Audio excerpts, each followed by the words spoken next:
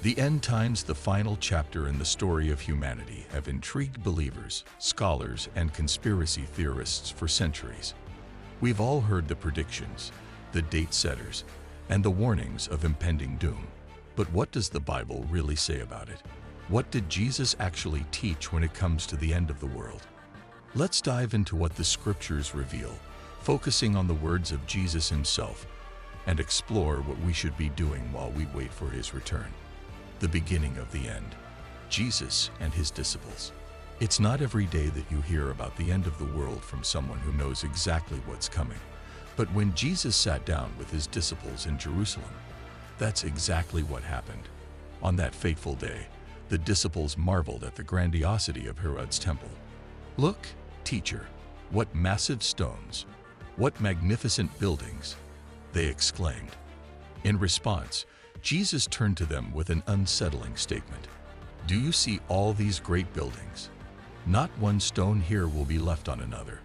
Everyone will be thrown down." Mark chapter 13 verses 1 to 2. At that moment, the disciples couldn't fathom the idea that such an awe-inspiring structure would be destroyed. After all, Herod's temple was a symbol of Jewish faith and pride.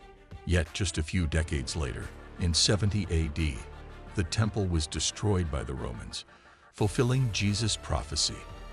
But that's not the only thing he spoke about during that time. The disciples were left with a burning question. When will this happen? And what will be the sign of your coming and the end of the age? Matt, chapter 24 verses 3. What followed was a profound conversation that would answer not only their immediate concerns, but also point toward the future. Two prophecies in one conversation. Jesus' response to his disciples was a mix of prophecy and practical advice, touching on two distinct events.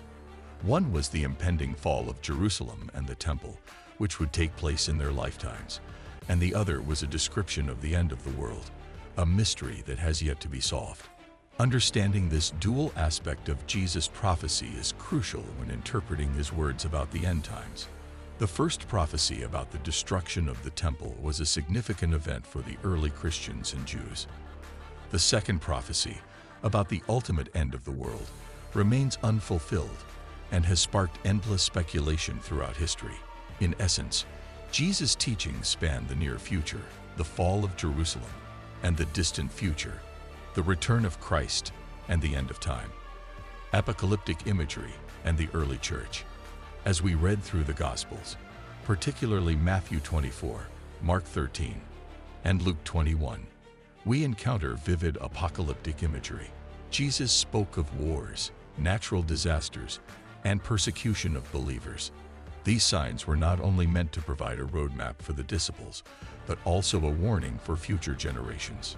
Throughout history, we've seen various events that resemble the cataclysmic scenarios described by Jesus, from the fall of Rome to world wars and political unrest. However, it's essential to note that much of what Jesus described in these passages applied directly to the events surrounding the Roman invasion of Jerusalem. Jesus predicted the persecution of Christians, the destruction of the temple, and the scattering of God's people events that unfolded in the first century.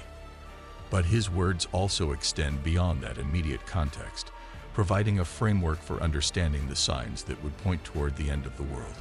The ultimate question: when will the end come? One of the most common questions asked about the end times is the exact timing of Christ's return. Jesus answered this question unequivocally. But about that day or hour no one knows, not even the angels in heaven, nor the Son, but only the Father. Matt, chapter 24 verses 36. No matter how much we speculate, no one can predict the day or hour when Jesus will return. Not even the Son of God knows the precise time. This statement should be a reminder to all of us that our focus shouldn't be on trying to figure out the date of the end, but rather on how we live in the present. The day and hour are unknown, but Jesus has given us clear instructions on how to live in anticipation of his return. The danger of date setting and false prophets. Throughout history, there have been many who've claimed to know when the world will end. Some have even set specific dates, only for their predictions to come and go without the apocalypse materializing. Jesus warned his followers about such people, saying, "False messiahs and false prophets will appear and perform great signs and wonders to deceive, if possible, even the elect. See, I have told you ahead of time."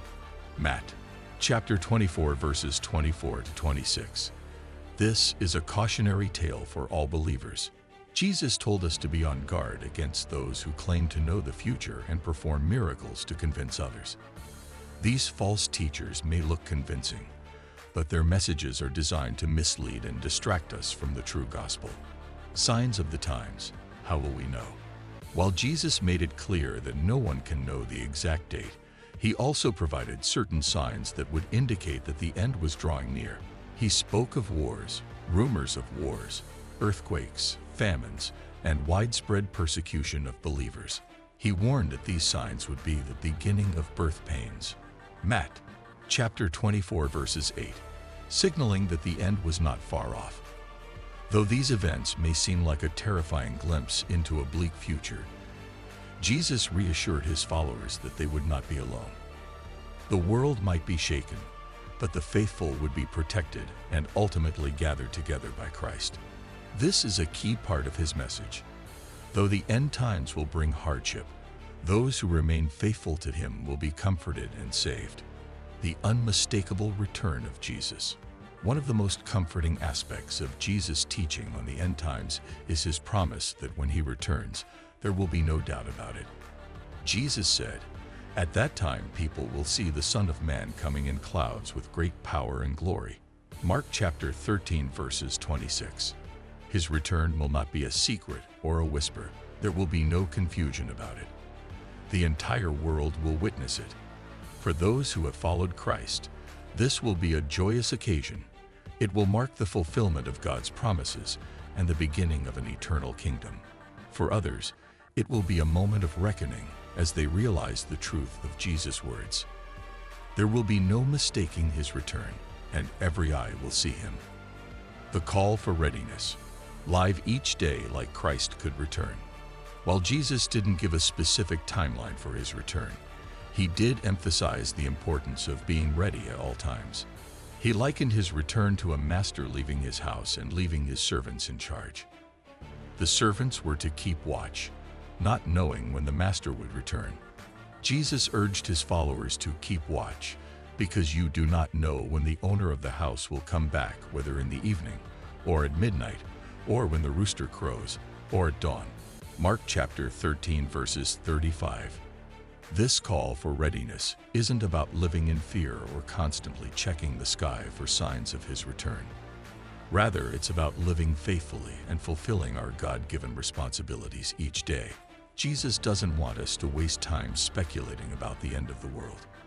He wants us to use our time wisely, living in accordance with his teachings and spreading his love to others. Don't be distracted. Focus on the mission. In the midst of all the talk about the end times, it's easy to get distracted by sensational predictions or fear-mongering. Jesus, however, emphasized the importance of staying focused on what truly matters, living out our faith and fulfilling our mission as his followers. The end of the world will come when God deems it, but until then, we have work to do. Our task as believers is clear. Love God with all our hearts, love our neighbors as ourselves, and share the good news of salvation with the world. The end times will unfold in God's perfect timing. But until that day comes, our job is to remain faithful, vigilant, and engaged in the mission he has given us. And there you have it, folks. The end times are coming, but don't worry, you've got time to subscribe.